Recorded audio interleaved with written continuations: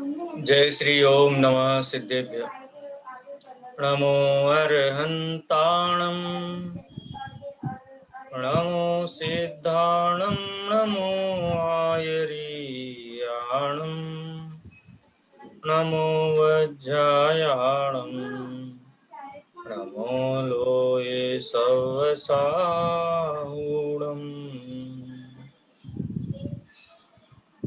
वन्दितु सवसिद्धे तोमचलमणोभवं गतिं पत्ते वोच्छामि समय पाहुण केवली भणिदम्। समय सार के कर्ता कर्म अधिकार के अंतर्गत 116 से लेकर के 120 नंबर की गाथा पर अपनी परिचर्चा चल रही है, जिसमें आचार्य कुंददेव उद्गल द्रव्य को परिणामी सिद्ध कर रहे हैं। आप कहोगे कि परिणामी सिद्ध करने की क्या आवश्यकता है? परिणामी सिद्ध करने का मतलब कि उद्गल द्रव्य स्वयं परिणाम करता है, उसकी स्वयं की पर्याय होती हैं, वह स्वयं परिणमित होता है। लेकिन अज्ञानी जीव क्या समझता है कि मैंने कर्म बांधा, मैंने कर्म बांधा, मैं कर्म का करता हूँ। इसके पहले जो गाथाएं आई थी उनमें भी यही चर्चा थी कि आत्मा और आश्रवों का एकत्व तो नहीं है, दोनों भिन्न भिन्न वस्तुएं हैं। यदि आत्मा और आश्रव एक ही वस्तु हैं तो स्पर्श रस गंध, मतलब आत्मा यदि आश्रवों का कर्ता है, भोगता है, तो उनमें एकत्व मानना पड़ेगा। यह परिणमति स कर्ता या परिणामो भवेत् तत्कर्म, इस सूत्र से। और यदि कर्ता और भोक्तापना माना जाए तो उनको एक द्रव्य मानना पड़ेगा, तो दो द्रव्य पने का जो है वो लोप हो जाएगा, उनमें द्वैत खत्म हो जाएगा, जीव और पुद्गल एक ही हो जाएंगे। तो ऐसा तो नहीं होता है, दो द्रव्य दो ही रहते हैं। ये बात गाथाओं में हुई थी। 116 नंबर गाथा से ये कहते हैं कि जीव कर्म बांधता है, जीव कर्म नसाता है, जीव कर्म भोगता है। तो कर्म क्या है? उद्गल परमाणु क्या है? वो कुछ नहीं करते। क्या वो सांख्य मत वालों की तरह अपरिणामी है? अपरिणामी माने उनका स्वयं का कोई परिणाम ही नहीं है। यदि कर्म रूप पुद्गल परमाणु स्वयं परिणमित नहीं होते हैं तो पुद्गल कर्मों को अपरिणामी मानना पड़ेगा। जो 116 नंबर की गाथा में बात आई थी ना, जीवेण स्वयं बद्धम न स्वयं परिणमति कम्म भावेण जई पौगल दव्वम इणम। यदि यह पुद्गल द्रव्य जीवे माने जीव के साथ स्वयं नहीं बंधता है और स्वयं कर्म भाव से परिणमित नहीं होता है, तदा अपरिणामी होदी, तो ये कर्म क्या हो जाएगा? अपरिणामी हो जाएगा। अपरिणामी का मतलब समझे ना, जीव परिणमित कराता है, स्वयं परिणमित नहीं होता। ये बात तो कह दी कि अगर जीव परिणमित कराता है, करता है, तो जीव और पुद्गल में द्वैत नहीं रहेगा, एक ही द्रव्य हो जाएगा। यहाँ पे ये कह रहे हैं कि यदि स्वयं पुद्गल द्रव्य जीव के साथ नहीं बंधता है, स्वयं परिणमित नहीं होता है, तो वह अपरिणामी है, इसका मतलब निष्क्रिय तत्व है। और यदि निष्क्रिय तत्व है, कम्मयी वग्गणासु अपरिणमंतीसु कम्म भावेन, यदि वह कार्माण वर्गणाओं में अपरिणममान होता हुआ, परिणममान न होता हुआ, क्या होता है? कर्म भावेन, यदि वह कार्माण वर्ग पुद्गल द्रव्य कार्माण वर्गणा रूप स्वयं नहीं होता, ठीक है, स्वयं कार्माण वर्गणा रूप होकर के परिणमित नहीं होता है। कार्माण वर्गणा रूप परिणमित होने का मतलब है जीव के साथ एक क्षेत्र अवगा संबंध स्थापित करना, ज्ञानावरण, दर्शनावरण, वेदनीय, मोहनीय, आयु, नाम, गोत्र, अंतराय, जो 8 कर्म और उनकी 148 प्रकृतियां, उन रूप परिणमित होना, इसको बोलते हैं कम्मयी वग्गणासु। कर्म वर्गणाओं में कर्म भाव से अगर अपरिणमित है क्या होगा? तो क्या होगा? अपरिणामी सिद्ध होगा। और अपरिणामी कौन मानता है द्रव्य को? जैन तो अपरिणामी नहीं मानते। जैन तो कहते हैं प्रत्येक द्रव्य में द्रव्यत्व नाम का गुण है, वस्तुत्व नाम का गुण है। द्रव्यत्व नाम का गुण का स्वरूप क्या है? हैं? द्रव्यत्व गुण किसे कहते हैं, पता है आपको? कौन बताएगा? जी हाँ जी, जिस गुण के कारण द्रव्य में परिणमन होता रहे, उसे द्रवता रहे, उसे द्रव्यत्व गुण कहते हैं। ऐसा द्रव्यत्व गुण कौन कौन से द्रव्य में है? क्या पुद्गल में है कि नहीं है? जी पुद्गल में जी है। में पुद्गल में, दोनों में। हाँ हाँ, लेकिन अज्ञानी कहता है कि पुद्गल तो अपरिणामी है, जीव परिणमन परिणमनमान है, जीव ही परिणमन कराता है पुद्गल को, वो स्वयं तो अपरिणामी है। तो वो कौन से मत का हुआ फिर? सांख्य मत वाले ऐसा सांख्य मत मानते का हैं। हुआ, क्योंकि सांख्य मत जी मानता है द्रव्य अपरिणामी है। ठीक है, तो ये 117 नंबर की गाथा में बात आ गई। संसारस्य अभावो पसज्जदे शंख समो हुआ। शंख, शंख माने सांख्य, समय, समय शब्द का मतलब धर्म भी होता है। तो सांख्य समय माने सांख्य मत है, उसके अनुसार फिर तो संसार का ही अभाव हो जाएगा अगर द्रव्य अपरिणामी है। फिर कर्म रूप परिणमित नहीं होता है पुद्गल द्रव्य, उसका परिणमन ही असिद्ध हो जाएगा। फिर क्या होगा? कोई कहे कि जीव है ना, वो परिणाम क्या कहते हैं, जीवो परिणमायदे पोगल दव्वाणी कम भावे। अगर कोई ऐसा कहे कि कर्म तो अपरिणामी है, लेकिन जीवो, जो जीव है वो परिणमायदे, परिणमित कराता है। किसको? पुद्गल द्रव्य को। किस रूप? कम भावेण, कर्म रूप से परिणमित कराता है। यदि कोई ऐसा कहे तो कहते हैं ते स्वयं अपरिणमन्ते कहमणु परिणाम यदि चेदा, कि जो द्रव्य स्वयं अपरिणामी है उसको और कोई कैसे परिणमित करा सकता है? हैं? आया ख्याल में? एक जी लोक में एक उक्ति है,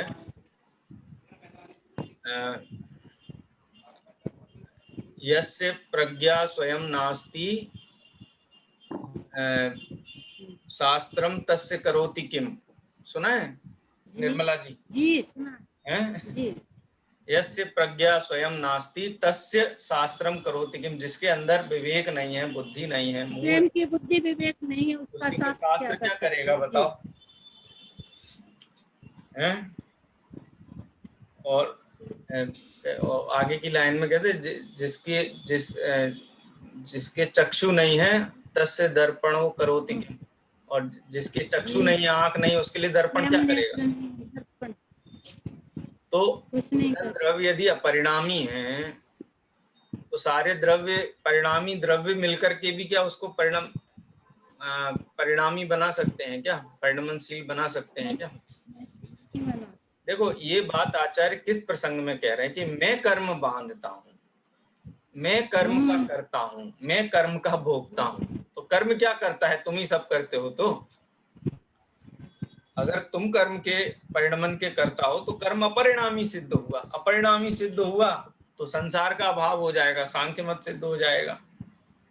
और जो स्वयं परिणमित नहीं हो सकता है, स्वयं परिणमन स्वभाव वाला नहीं है, परिणामी है, उसको सारी दुनिया भी आ जाए तो भी परिणमन नहीं करा सकती है। जिस प्रकार से मूर्ख को शास्त्र बोध नहीं दे सकते हैं। कोई शिक्षक कहता है कि देखो मैंने तुमको 100 मार्क्स दिए, किसी स्टूडेंट को बोले मैंने तुमको 100 मार्क्स दिए हैं, उसका मतलब क्या है? वो छात्र परिणामी था क्या? उसने कुछ नहीं किया था? हैं? कुछ किया था कि नहीं किया था छात्र ने? टीचर ने दिया 100? किया था जब तो मिला। हाँ, यदि छात्र ने कुछ नहीं किया और टीचर ने 100 मार्क्स दिए तो वो बेईमानी कहलाएगी या तो जी हैं? तो स्वयं उसकी योग्यता थी, 100% मार्क थे, उसका ज्ञापक शिक्षक तो ज्ञापक मात्र है, करता नहीं है, जानने वाला है कि हाँ ये 100% मार्क की बुद्धि, इसके पास बुद्धि है, उसका ज्ञापक मात्र है। और यदि उसकी योग्यता नहीं है छात्र की 100 मार्क्स लाने की, 0 मार्क्स लाने की योग्यता है, तो कौन सा शिक्षक है उसको 100 मार्क्स लेकर के आ सकता है, दे सकता है? तो जब पुद्गल द्रव्य स्वयं अपरिणामी जीवो परिणमायदे पुद्गल द्रव्याणि कम भावेण ते स्वयं अपरिणमन्ते, वो स्वयं अपरिणमित होते हुए कहमणु परिणाम यदि चेदा, कि वो स्वयं अपरिणमनशील हैं, तो उनको कौन परिणमित करा सकता है। 118 नंबर की गाथा में ये बात आई। 119वीं नंबर की गाथा में अह स्वयं एव ही परिणमति कम भावेण पोगल दव्वम, कि इसलिए जो पुद्गल द्रव्य है वो स्वयं ही कर्म भाव रूप होकर के परिणमित होता है। ठीक है। और यदि जीव उसको परिणमित कराता है तो उसका जो कर्मत्व है वो कर्मत्व मिथ्या हो जाता है। क्यों मिथ्या हो जाता है? यदि इसलिए कहते हैं कि पुद्गल द्रव्य स्वयं ही कर्म भाव रूप परिणमित होता है, जीव उसको कर्म भाव रूप परिणमित नहीं कराता है। यदि ऐसा माना जाए कि जीव उसको कर्म रूप परिणमित कराता है तो उसका कर्मत्व ही मिथ्या हो जाएगा, वो कर्म ही सिद्ध नहीं होगा, क्यों अपरिणाम ही सिद्ध कर दिया ना। यदि स्वयं उसकी योग्यता नहीं है उस रूप परिणमित होने की, तो फिर वो कर्म भाव को प्राप्त हो ही नहीं सकता। ठीक है। अब ये 120 नंबर की गाथा में क्या बोलते हैं, निष्कर्ष दिया आचार्य देव ने। नियमा कम्म परिणदम कम्मम चिय होदि पोगलम दव्वम। क्या कहते हैं? नियमात, इसलिए नियम से, कम्म परिणमदम, कर्म रूप से परिणमित होता हुआ, क्या? पोगल दव्वम, पोगलम दव्वम, पुद्गल द्रव्य क्या है?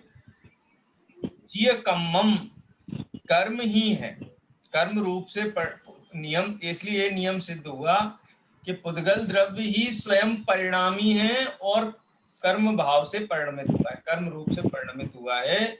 जीव कर्म भाव रूप से परिणमित नहीं हुआ है, इसलिए जीव कर्म का कर्ता नहीं है। किस किस भाव रूप परिणमित हुआ है? राणा वर्णाई परिणितम, ज्ञान वर्णादि रूप परिणमित हुआ है। वो पुद्गल द्रव्य ही स्वयं ज्ञान वर्णादि है, मूल प्रकृतियां और उत्तर प्रकृति रूप परिणमित हुआ है। जीव कर्म रूप परिणमित नहीं हुआ है। अब ये 5 गाथाओं में आचार्य देव ने 2 बिंदु रखे मुख्य रूप से। यदि आप ऐसा मानो कि जीव ने पुद्गल को कर्म रूप परिणमित कराया है तो पुद्गल अपरिणामी सिद्ध हुआ, और अपरिणामी सिद्ध हुआ तो फिर वो कर्म रूप परिणमित कैसे हो सकता है? नहीं हो सकता। इसलिए निष्कर्ष में ये सिद्धांत स्वीकार करना चाहिए कि मैं कर्म द्रव्य का कर्ता नहीं, मैं वो ज्ञान वर्णादि कर्म हूं या देहादि नो कर्म हो, किसी भी प्रकार से जीव पुद्गल द्रव्य का कर्ता नहीं है। जब तक कर्ता मानोगे तब तक उनके लक्ष्य से इष्टनिष्ठ बुद्धि होगी, मोहरागदेश आदि भाव होंगे, उनका निमित्त पा करके ज्ञान वर्णादि कर्मों का बंध होगा। अब आप ये कहोगे कि फिर ये कर्म पद्धति कैसे चलती है? या आचार्य देव निमित्त रूप में अस्वीकार नहीं करते। निमित्त की चर्चा तो पहले भी कर चुके हैं। निमित्त मात्र है, निमित्त को बोलते हैं, सहज परिणमन को भी निमित्त बोलते हैं। सह जायते इति सहजा, जो सहज सह साथ साथ हो, कर्म अपने परिणाम से चले, जीव अपने परिणाम से चले, इसको सहजता बोलते हैं। और जीव कर्म को डिस्टर्ब करे या कर्म जीव को डिस्टर्ब करे, ये सहज परिणमन नहीं है। ठीक है, ये सहज परिणमन नहीं है। इसलिए आचार्य देव, यदि जीव को कर्म का कर्ता मानोगे तो सांख्य मत ही सिद्ध होगा और कर्म अपरिणामी सिद्ध होगा। अपरिणामी सिद्ध होने पर संसार का ही अभाव हो जाएगा। जो स्वयं परिणामी नहीं है उसको 3 लोक में कोई भी परिणमित नहीं करा सकता है। इसलिए ये बात मान करके चलो कि मैं ज्ञान वर्णादि कर्मों का, शरीर आदि 9 कर्मों का कर्ता नहीं हूं। मैं जो मानता हूं वो मात्र भ्रम है, मिथ्या कल्पना है, कपोल कल्पना है, और इस कपोल कल्पना का दंड बहुत भयंकर है। ये जो भ्रम है ना, इस भ्रम का दंड बहुत बड़ा है। जैसे कोई व्यक्ति सोते सोते जंगल में खो गया हो और शेरों ने उसको घेर लिया हो, वास्तव तो नहीं है, स्वप्न में ही है ना, लेकिन स्वप्न में भी उसकी परिणति देखो। ऐसी स्थिति किसी के साथ बन जाए तो हार्ट फेल होकर के वो मर भी सकता है सपने में। इतना मतलब कई लोग ऐसा मेडिकल स्टडीज बोलती हैं कि इतना खराब सपना देखा कि उसमें, क्योंकि वो तो एकदम भ्रम को ही सत्य मान करके जीता है ना, और देह छूट जाती है, हार्ट अटैक हो जाता है। तो ये इसका प्रति समय जो हार्ट अटैक हो रहा है ना, जीव का भाव मरण जिसको हम बोलते हैं, प्रति समय प्रति क्षण जो भाव मरण हो रहा है, भाव मरण क्या हार्ट अटैक बोलो ना अपन इसको मॉडर्न लैंग्वेज में, ये क्यों हो रहा है? ये इसीलिए हो रहा है कि पर का कर्ता स्वयं को मान रखा है, और पर का कर्ता है नहीं, हो नहीं सकता है। होगा तो बहुत सारी वस्तु व्यवस्था के संबंध में आपत्तियां आएंगी, जिसमें से एक आपत्ति की तरफ आचार्य देव ने यहाँ पर संकेत किया है कि पुद्गल को अपरिणामी मानना पड़ेगा यदि तुम उसके कर्ता हो तो, और यदि वो स्वयं अपरिणामी है तो फिर वो तुम्हारे कराने से भी परिणमित नहीं होंगे। दोनों ही वहां पर दोष प्रदर्शित किए गए हैं। इसी बात को टीका में भी आचार्य देव ने दोहराया है। गाथाओं के संबंध में यदि किसी का कोई प्रश्न हो तो प्रश्न सादर आमंत्रित है, उसके बाद अपन आगे बढ़ेंगे। भैया 15 गाथाएं क्यों छोड़ दी? यदि 15 गाथाएं और हो जाती ना तो लिंक बन जाती। अच्छा। सबके मन में ना 100 गाथा से 115 गाथा तक लिंक बनी रहती तो आगे की बात अच्छे से जम जाती। यदि हो जाए तो आप कर दीजिएगा। सुझाव तो बहुत अच्छा है आपका, मेरे मन का ही है। मैं तो सिलेबस के हिसाब से 116 गाथाओं से शुरुआत की थी। एक काम करते हैं, ये गाथाओं की बात हो गई है अपनी, एक बार लिंक बिठाने के लिए हम गाथाओं का हिंदी पद्यानुवाद देख लेते हैं, विस्तार में नहीं जाते हैं, तो आपका जी जी जो विषय का क्रम है वो हो जाएगा, व्यवस्थित हो जाएगा। ठीक है, ठीक है। तो आप फिर जी भैया। पेज निकाल लीजिए। बाकी लोग सहमत हैं कि सिलेबस आगे बढ़ाना है? जी सर, जी सहमत है। पढ़ाई है जी सर। ठीक है, तो गाथाएं एक बार पढ़ लेते हैं, गाथा का पाठ कर लेते हैं। कहीं कोई सैद्धांतिक या कोई जटिल बात होगी तो उस जटिल बात को अपन थोड़ा डिस्कस भी कर लेंगे। 100 नंबर गाथा तक अपना हुआ था ना, तो 100 नंबर की गाथा से ही ले लेते हैं।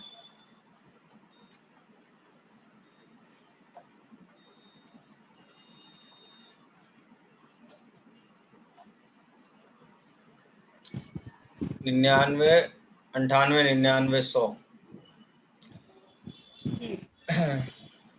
इसमें वही निमित्त नैमित्तिक वाली बात थी, निमित्त नैमित्तिक की चर्चा चल रही थी। गाथा पाठ करते हैं, 98 से ही करते हैं।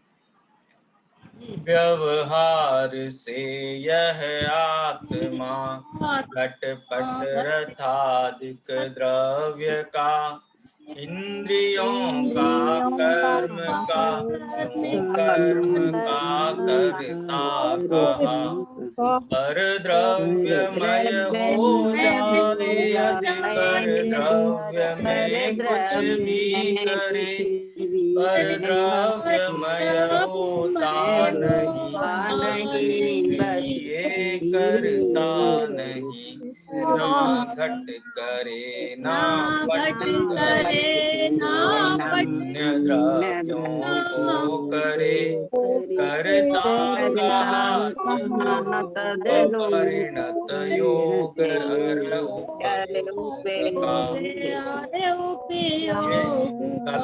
की चर्चा तो हम कर चुके थे। व्यवहार नय से कहा गया है, व्यवहार नय जो कहता है वो असत्यार्थ है, अभूतार्थ है, किसी प्रयोजन को ध्यान में रख करके कोई बात की गई है उसको व्यवहार नय कहते हैं। वास्तविकता तो ये है कि यदि कोई एक द्रव्य अन्य द्रव्य का कुछ भी करे तो उसको अन्य द्रव्य रूप होना पड़ेगा। जैसे मिट्टी घड़े की करता है तो मिट्टी को घड़े रूप परिणमित होना होता है।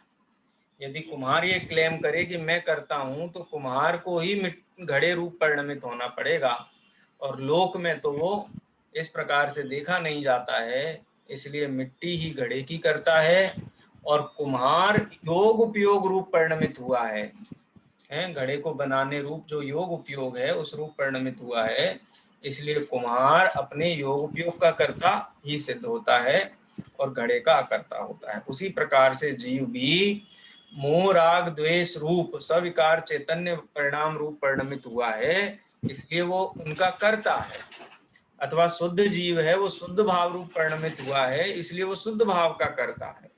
लेकिन जड़ कर्म रूप तो जीव कभी परिणमित नहीं हुआ है, इसलिए जीव जड़ कर्मों का कर्ता सिद्ध नहीं होता है। ठीक है, ये 3 गाथाओं के माध्यम से बात आई। इसी बात को और आगे बढ़ाते हैं। ज्ञानावरण आदिक द्रव्य के परिणाम हैं, उनको करेगा आत्मा जानते ज्ञान।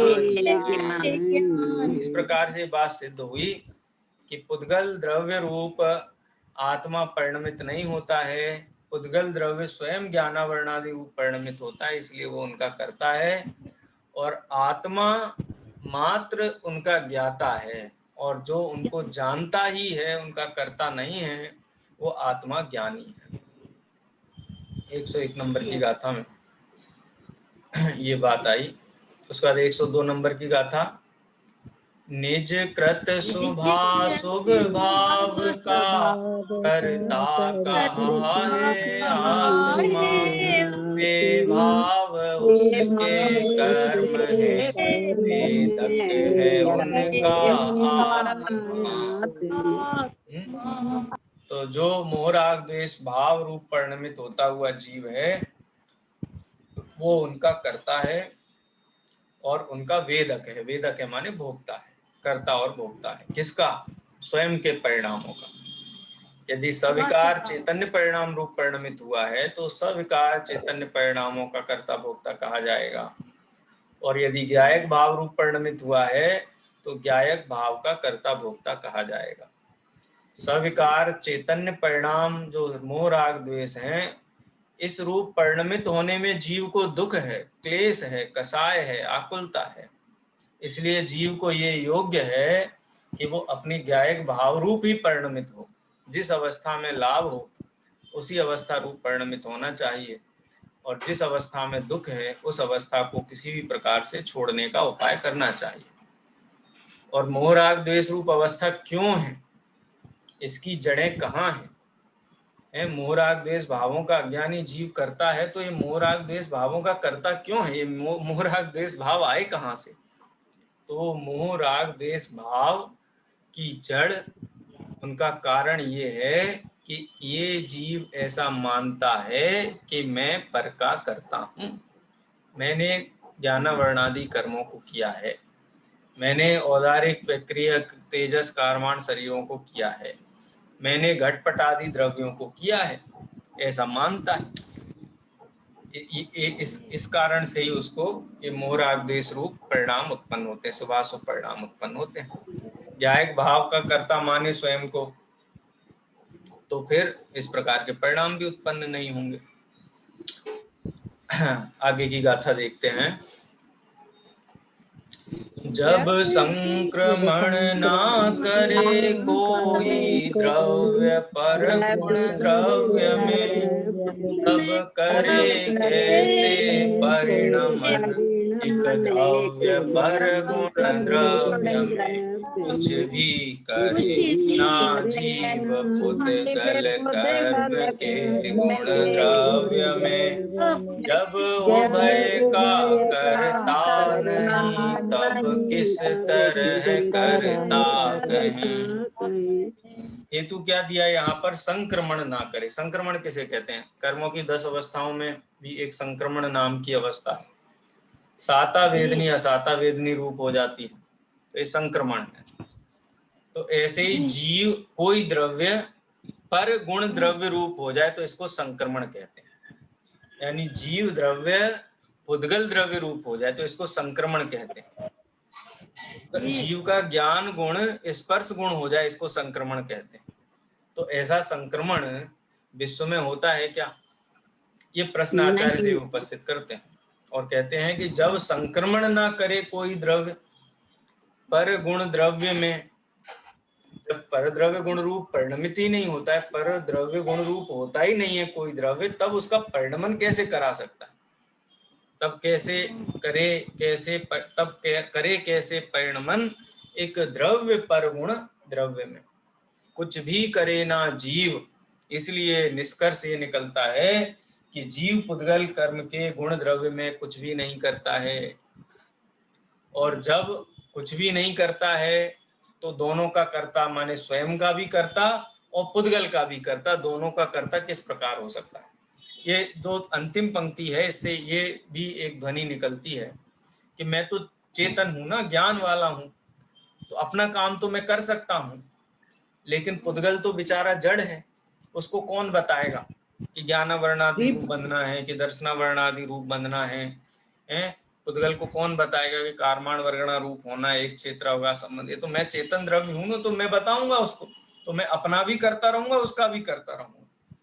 तो पर द्रव्य का कर्ता बनने के लिए जड़ होना पड़ेगा, तो वो तो नहीं होता है, इस प्रकार का संक्रमण तो नहीं होता है। तो इसलिए जब ये द्रव्य मात्र अपना ही करता है, पर का कर्ता नहीं है, माने उभय का कर्ता नहीं है, तो हम कर्म का कर्ता इसको किस प्रकार से कह सकते हैं? ठीक है, देखो अगली गाथा देखते हैं 105 और 106। कर्म का जो हेतु उस परिणाम को लख जीव में, कर्म कीने जीव ने बस कह दिया उपचार से। रण में लड़े भट्ट पर कहे, जग युद्ध राजा ने किया, बस उस तरह द्रव कर्म आत्म ने किए व्यवहार से। ये तो उपचार है, ये तो सज्जनता है, उपचार है। कैसा उपचार है? जैसे कोई व्यक्ति, अपना तो प्रसिद्ध मामा का उदाहरण है, मामा के साथ में कोई एक व्यक्ति आया, वास्तव में मामा का दोस्त भी नहीं हो, जानता भी नहीं हो, लेकिन किसी काम से साथ में आया घर पे, मामा के बगल में बैठा है ना, दोनों का कोई परिचय ना हो, तो भी हमारी जो संस्कृति है उस संस्कृति में आदरवाचक शब्दों से बुलाया जाता है। तो मामा के बगल में बैठा हुआ व्यक्ति को भी क्या कह देते अपन अनायास ही? मामा है। बच्चों कहते हैं मामा मामा। तो बंध का जो हेतु उस परिणाम को लख जीव में, कि जो मोह राग द्वेष रूप जो परिणाम है ना, जिनके निमित्त से पुद्गल कारमाण वर्गणा ज्ञानावरणादि रूप हो रही है, उन नैमित्तिक उन परिणामों को, निमित्त परिणामों को उपचार से कर्ता कह दिया जाता है। माने है नहीं, बहुत मोटे उपचार से कह दिया जाता है। किस प्रकार से? जिस प्रकार से कहते ना, इंदिरा गांधी ने 1971 में पाकिस्तान को धूल चटा दी, कहते कि नहीं कहते? तो इंदिरा गांधी कौन से फ्रंट पे लड़ी थी? कहाँ गई थी लड़ने के लिए? वो तो अपने ऑफिस में बैठी थी एसी में, उनका सुरक्षा गार्डों के बीच में, मंत्रियों के बीच में। लेकिन कहते क्या है कि इंदिरा गांधी ने 1971 में पाकिस्तान को धूल चटा दी। लड़ा कौन था? लड़े तो सैनिक थे, लेकिन कोई नहीं कहता कि सैनिकों ने हराया, इंदिरा गांधी ने हराया। तो ये जिस प्रकार से व्यवहार नए से इस कथन को लोक में मान्यता दी जाती है, उसी प्रकार से व्यवहार शास्त्र में जीव ने कर्म किया है, इसी लॉजिक से, इसी तर्क से मान्यता दी गई। रण में लड़े भट्ट पर कहे, जग युद्ध राजा ने किया। भट्ट माने योद्धा है, रण में तो योद्धा लड़ते हैं, लेकिन कहते राजा ने युद्ध किया, राजा ने युद्ध जीता, या राजा ने युद्ध हारा। हारने का भी राजा के ऊपर ही ठीक रह जाता है, ऐसा नहीं खाली जीतने ही जीतने का। लोक न्याय बराबर का है। बस उस तरह द्रव कर्म आत्म ने किया, किए व्यवहार से। तो ये व्यवहार नय का कथन है। कर्णानुयोग के जो कथन है वो व्यवहार नय के कथन है, निमित्त है, निमित्त का निषेध नहीं है। निमित्त के बिना कार्य माने तो भी वस्तु व्यवस्था के सिद्ध नहीं होती, और निमित्त ही कार्य का करता है ऐसा माने तो उपादान शून्य हो जाता है, उपादान का महत्व नष्ट हो जाता है, उपादान अपरिणामी सिद्ध होता है। चलिए अगली गाथा है 107 और 108। ग्रहे बांधे परिणमावे, अरे या पैदा करे, उद्गल दरब को आत्मा, व्यवहार नय का कथन है, गुण दोष उत्पादक कहा, ज्यों जीव को व्यवहार से, क्यों जीव उद्गल कर्म का करता कहा व्यवहार से। देखो आजकल जो राजनीतिक परिदृश्य है उसमें अपन देखें तो टीवी चैनल पे डिबेट होती है ना, तो विपक्षी क्या बोलता है, वो ये कहता है कि नरेंद्र मोदी ने पूरे देश में कोरोना की दूसरी लहर में रोक नहीं पाया, इतने लोग मरे नरेंद्र मोदी के कारण, उसकी अव्यवस्थाओं के कारण, उसने ठीक से व्यवस्था नहीं की। ठीक है। और जो सत्ता पक्ष का प्रवक्ता होता है वो क्या कहता है कि नरेंद्र मोदी ने तो अच्छा ही काम किया, लेकिन गैस नहीं थी, वो कौन सी ऑक्सीजन गैस नहीं थी, डॉक्टर पर्याप्त नहीं थे, हैं ये क्या बोलते हैं हॉस्पिटल उतने नहीं थे, हमारे यहाँ प्रोडक्शन नहीं होता था उसकी दवाइयों का, इसलिए हमको थोड़ी तकलीफ हुई। नरेंद्र मोदी ने तो पूरा पूरा काम किया। देखो दोनों एक ही बात कह रहे हैं हैं, दोनों एक ही बात कह रहे हैं, लेकिन अपने को ऐसा लगता है विरोध है। वो ये कहता है कि देश जब अच्छा होता है तो उसी नए से पक्ष बात करता है। देखो नयों का प्रयोग, नयों का शिफ्ट देखो आप, कि जब बुरा काम होता है ना तो विपक्ष है वो व्यवहार नए से बात करता है और सत्ता पक्ष निश्चय नए से बात करता है, और जब अच्छा काम होता है तो सत्ता पक्ष निश्चय नए से बात करता है, यानी सत्ता पक्ष व्यवहार नए से बात करता है और विपक्ष निश्चय नए से बात करता है। और हमको लगता है कि दोनों गुत्तम गुत्ती हो रही है, लड़ाई हो रही है। देखो अपन इसको प्रैक्टिकली देखें, जैसे बहुत अच्छा काम हुआ, पहले ही लहर रोक ली, बहुत कम लोग बीमार हुए, तो सत्ता पक्ष क्या कहता है कि नरेंद्र मोदी ने किया सब, और विपक्ष क्या कहता है कि डॉक्टरों ने किया सब, सफाई कर्मियों ने किया, सिस्टम मशीनरी ने किया, जनता ने किया। और जब कोई खराब काम होता है, कोई जैसे सेकंड लहर है, तो विपक्ष क्या बोलता है, नरेंद्र मोदी ने सब बिगाड़ दिया, खेल बिगाड़ दिया, सब खराब कर दिया। और सत्ता पक्ष क्या कहता है कि ऑक्सीजन की कमी के कारण हुआ, ऑक्सीजन का इस देश में प्लांट ही नहीं लगे 70 साल से, डॉक्टरों की संख्या कम थी, हॉस्पिटल के बेड कम थे, तब वो नरेंद्र मोदी का नाम नहीं लेता है। आ रहा ना ख्याल में वही बात यहाँ पर है, गुण दोष उत्पादक कहा ज्यों भूप को व्यवहार से, त्यों जीव पुद्गल कर्म का करता कहा व्यवहार से। आती बात ख्याल में? हम डिबेट समझ के देखते हैं, दोनों अलग एक ही बात को दो नयों से कहते हैं और हमको लगता है झगड़ा हो रहा है जैन दर्शन का स्यादवाद है। 109 से 112 गाथाएं। मिथ्यात्व अरु अविरमण योग कसाय के परिणाम हैं, सामान्य से ये चार प्रत्यय कर्म के करता कहे, मिथ्यात्वादि जिन तक जो कहे गुण थान है, बस ये त्रयोदश भेद प्रत्यय के कहे जिन सूत्र में, उद्गल कर्म के उदय से उत्पन्न ये सब अचेतन, कर्म के करता ये भेदक नहीं है गुण नाम ये सभी प्रत्यय कर्म के करता कहे, करता नाम जीव ये निधान ही करता रहे।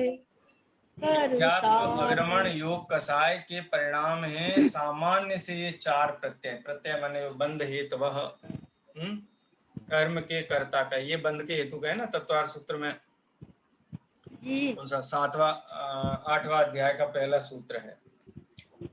मिथ्या आवृत्ति प्रमाद कषाय योग बंध हेतवा। यहाँ कषाय और प्रमाद दोनों अंतर्गर्भित हैं। योग बाद में है वहां पे, यहाँ पहले आ गया। कर्म के कर्ता ये हैं मिथ्यात्व आदि सयोगी जिन तक जो कहे गुण स्थान है, मिथ्यात्व से लेकर के और 13वें गुण स्थान तक है। और ये 13 भेद प्रत्यय के कहे हैं, क्योंकि इन मतलब जो मिथ्यात्व, अविरति, प्रमाद, कषाय और योग, ये पांचों अथवा ये जो 4 प्रत्यय ये कहाँ तक पाए जाते हैं गुण स्थानों की विवक्षा में देखे जाए तो पहले गुण स्थान से लेकर के 13वें गुण स्थान तक, क्योंकि 14वें गुण स्थान तो अयोग है, योग रहित है। अयूण रील रे पंच रस्वाक्षर ही काल उसका है। तो पुद्गल कर्म के उदय से उत्पन्न ये सब अचेतन कर्म के कर्ता हैं, वे ये वेदक नहीं है आत्मा।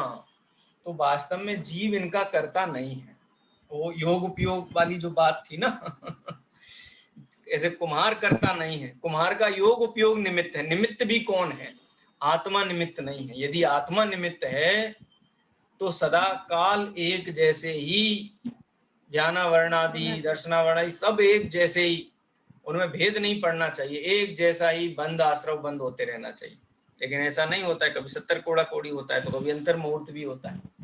तो जो जीव के मिथ्यात्व, अविरति, योग, कषाय रूप जो स्वीकार चैतन्य परिणाम है, योग उपयोग है, वो योग उपयोग उसमें निमित्त है। ठीक है। गुण नाम के ये सभी प्रत्यय, गुण स्थान, गुण नाम माने गुण स्थान के सभी प्रत्यय, जो 13 गुण स्थानों में पाए जाने वाले जो 4 प्रत्यय हैं, ये 4 प्रत्यय कर्म के कर्ता कहे। करता रहाना जीव ये गुण थान ही करता रहे। मिथ्यात्व, अविरति, प्रमाद, कषाय, योग, ये जो जीव का योग उपयोग है वो ज्ञानावरणादि कर्मों के आगमन में निमित्त है। जीव उस स्थिति में भी उनमें निमित्त नहीं है, जीव निमित्त नहीं है, योग उपयोग निमित्त है, ये 4 प्रत्यय निमित्त है। ठीक है। फिर वो कर्तापना अगर आप ढूंढोगे तो यह परिणमति सह कर्ता, वो वाला सूत्र लगाना पड़ेगा। यहाँ तो निमित्त कर्ता ही सिद्ध किया गया है अभी योग उपयोग को, उसका एग्जाम्पल भी पहले आ चुका है। चलिए अब 13, 14, 15 3 गाथाएं और हैं। समय भी अपने पास 2 ही मिनट है।